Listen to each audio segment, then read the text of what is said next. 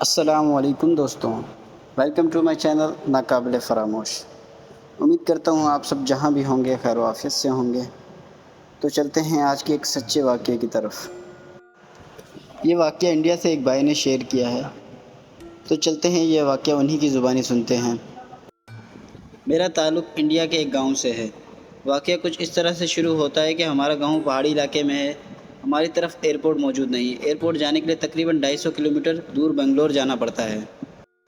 میری بڑی بہن فارن کنٹری رہتی ہیں۔ ایک بار وہ انڈیا آ رہی تھی، میں اور میرا کزن انہیں ریسیو کرنے جا رہے تھے۔ میری بہن کی فلائٹ رات 4 بجے کی تھی۔ ہم رات کے 1 بجے نکل گئے۔ ابھی ہم نے تھوڑا ہی سفر طے کیا تھا کہ میرے کزن کو بھوک لگنے لگ گئی۔ ہم ایک ریسٹورنٹ میں کھانا کھانے کے لیے رک گئے۔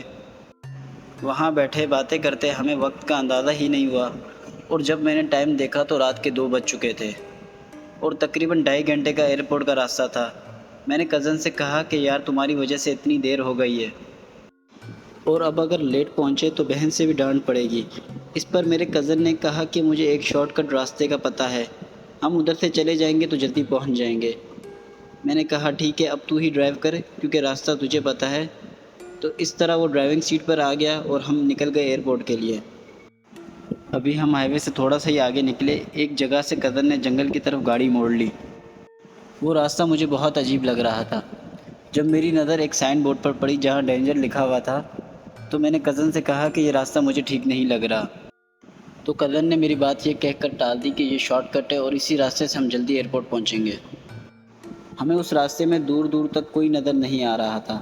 میں نے کزن سے پھر کہا کہ واپسی چلتے ہیں، مجھے یہاں اچھی وائبس نہیں آ رہی۔ تو کزن نے پھر یہ کہہ کر انکار کر دیا اور مذاق اڑانے لگا کہ تو بہت ڈرپوک ہے۔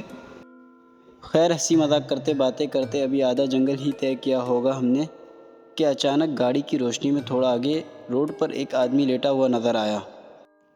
یہ بہت حیرت کی بات تھی کیونکہ آدھی رات کو ایک سنسان ویران جنگل میں کون ہو سکتا ہے۔ میرا کزن گاڑی اس کے قریب لے گیا اور ہیڈ لائٹ آن آف کرنے لگا، جس پہ میں نے اسے کہا کہ بھائی ایسا نہیں کر، ہو سکتا ہے کسی جانور نے اسے زخمی کر دیا ہو اور اسے مدد کی ضرورت ہو۔ تو میرے کزن نے فوراً لائٹ آف کر دی۔ میں نے اسے کہا تو پاگل تو نہیں ہو گیا، میں نے تجھے بس لائٹ آن آف کرنے سے منع کیا تھا۔ خیر اس نے لائٹ دوبارہ آن کی تو وہ آدمی جو سامنے روڈ پر لیٹا ہوا تھا وہ غائب ہو چکا تھا۔ یہ دیکھ کے ہم کافی ڈر گئے۔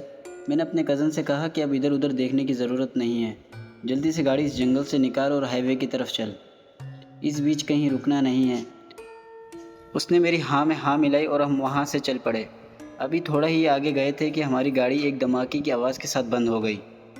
ایسا لگ رہا تھا جیسے گاڑی کا ٹائر پھٹ گیا ہے۔